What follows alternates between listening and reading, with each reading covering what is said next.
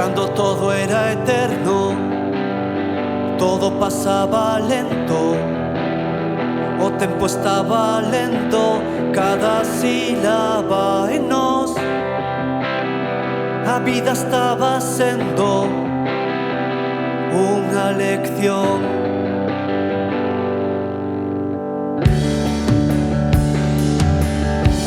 Penso en todo o que fun vendo nestes ollos de neno, as imaxes eternas que este corazón guardou,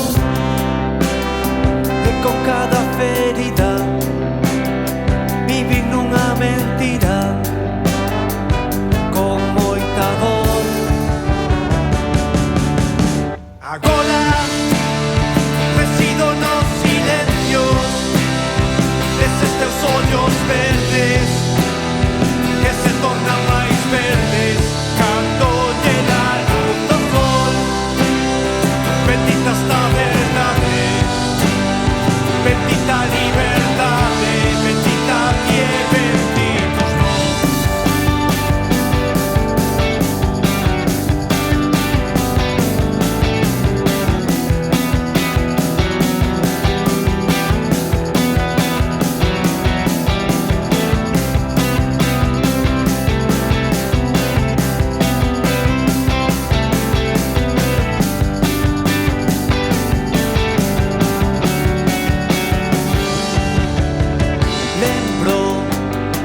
Como nos coñecemos, o teu sorriso ledo, confianzas, brinquedos, con un pico ao final.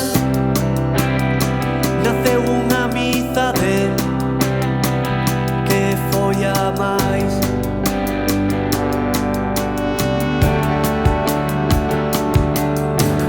Penso en como sabes lerme cada xesto e mirada, como abrazas con forza todas as miñas palabras. E dende o teu espello son quen quero ser, quen sempre quixen ser.